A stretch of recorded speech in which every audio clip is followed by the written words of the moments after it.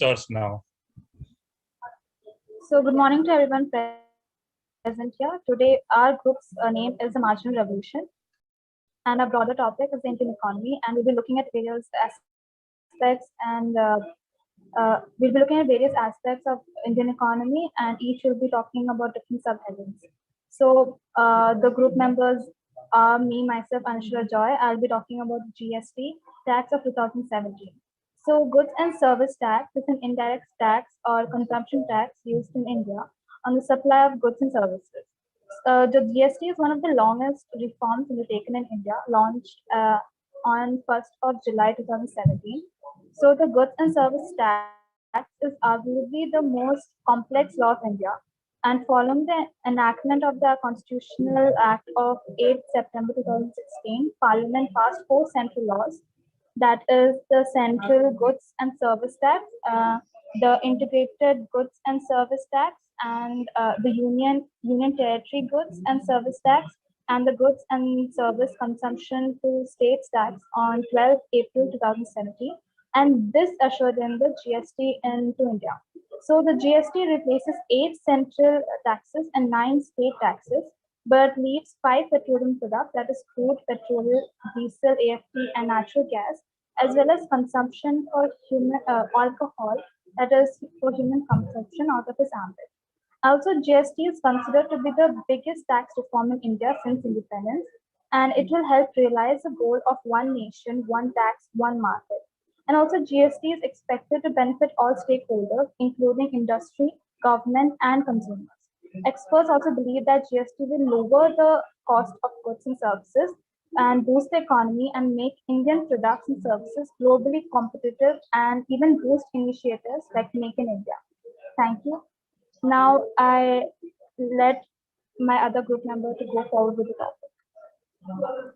All right. Thank you, Anuswara. So I will be talking about the CPI index and the reasons why the CPI has been increasing in India recently and the steps taken by the RBI and the government to check CPI inflation. So the consumer price index is a fixed basket of goods and services bought by a typical consumer over a year. And it is a macroeconomic indicator that measures inflation and monitors changes in the cost of living. Now, it hit an all-time high of 7.6% in 2020, which is a very worrying sign of the state of the Indian economy. And the reasons for that, at the domestic level, two opposing forces were at play, which is that lower economic activity due to multiple lockdowns and shutting down of industrial activity reduced demand for goods and services. And second, supply chain bottlenecks resulted in spikes in food inflation that contributed to CPI level. And food inflation has continued to persist even after the unlocking of the economy, though the effect has softened in recent months. Now, rising gold prices, healthcare costs, fuel and transportation costs have all contributed to high CPI inflation. And on the global level, rising commodity prices, global inflation, lockdowns, and a weaker rupee drove up prices in India. Now, who are the stakeholders in this?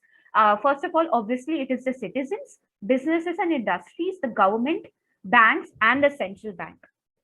Now, what are the steps taken by the, just one second, what's happening? Hello?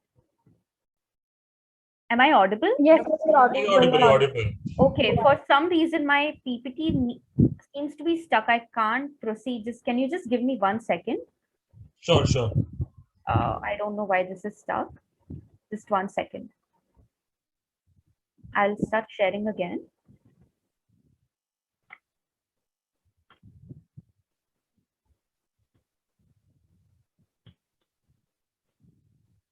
All right. So now I'll be talking about the monetary and fiscal policies to address CPI inflation. So the RBI has made substantial interest rate cuts of 250 basis points and infused over rupees 12 lakh crore of liquidity to support falling growth. Why? Because a decrease in aggregate demand, which is demand made by all of us, you, me, and everyone else, reduced production, and that kind of led to a contraction of the Indian economy. Now, the RBI also bought a lot of dollars to prevent the rupee from appreciating. So if the rupee appreciates, our exports, for example, if we are exporting goods such as food grains, oil, clothes, etc., they become cheaper in the international market. So people will prefer to buy Indian products. So if the rupee appreciates, that won't be possible. So this was done with the idea of keeping our exports competitive. The RBI also suffered from conflicting objectives, which is that it had to maintain growth, inflation, and the rupee. It also reduced the repo rate by 75 basis points, and it is going to conduct a secondary market GSEC acquisition program, under which it would be buying rupees 1 lakh crore worth of government securities in open market operations. And it has also decided to keep the policy repo rate under the liquidity adjustment facility unchanged at 4%.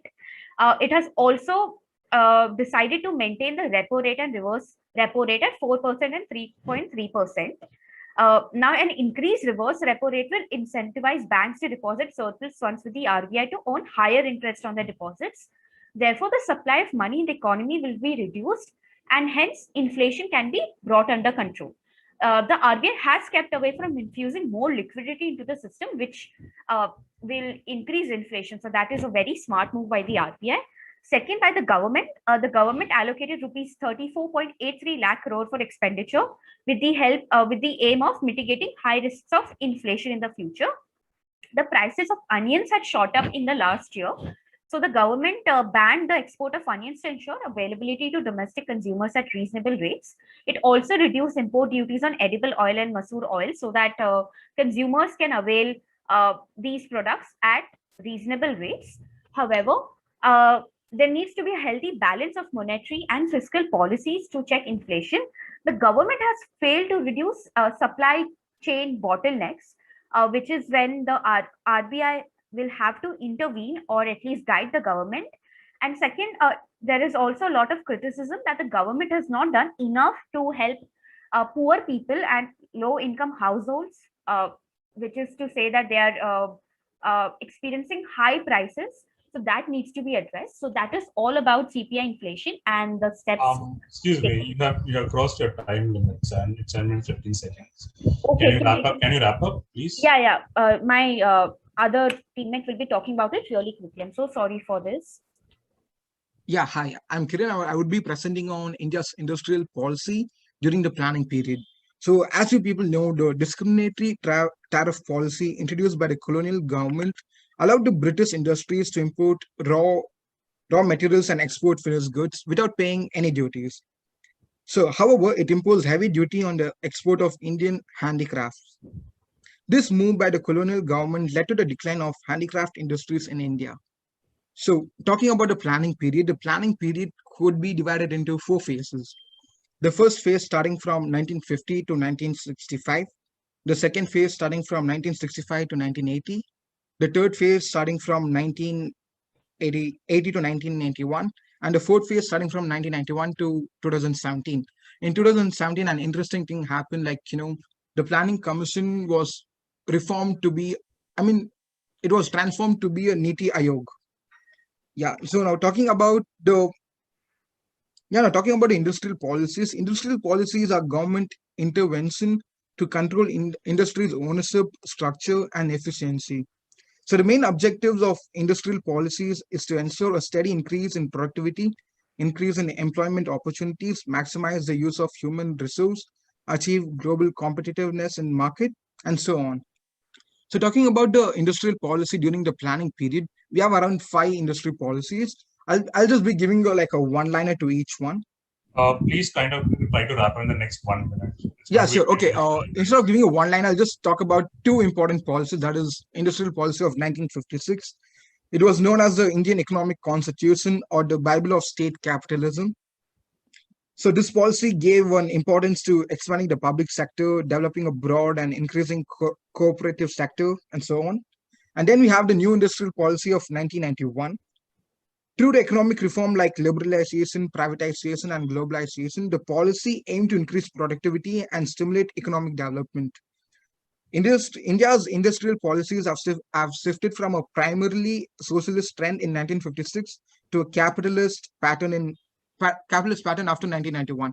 So talking about the stakeholders, we have the government, we have the industries like private industries and public industries, and then we have the foreign governments and so on. And yeah, so this would be my end. Yeah. The last point. I just have one question. These are research topics, right?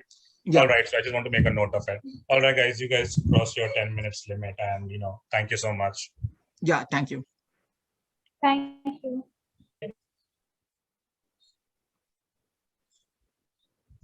All right.